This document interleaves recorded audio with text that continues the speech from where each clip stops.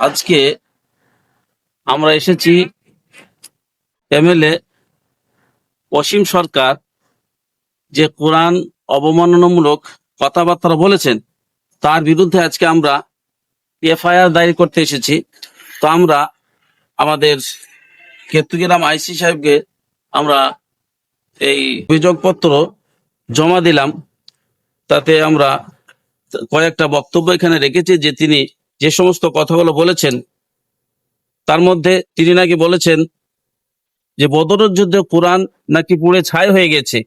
এ বিভিন্ন অভিযোগ তিনি বিভিন্ন রকম 27 জন শয়তান মিলে কোরআন লিখেছে এইরকম কুৎসিত আলোচনা তিনি কোনো সোশ্যাল মিডিয়াতে বা কোনো মিডিয়া প্রেস কনফারেন্সে তিনি এরকম কথাবার্তা বলেছেন।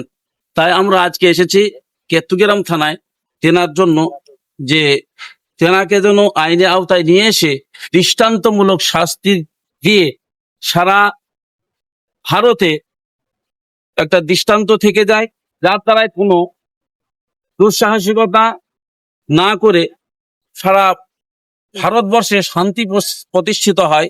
তার জন্য আজকে আমরা এই এফআইআর দায়ের করলাম আমাদের থানার আইসি বড়বাবুর কাছে। তো তিনি আমাদের এই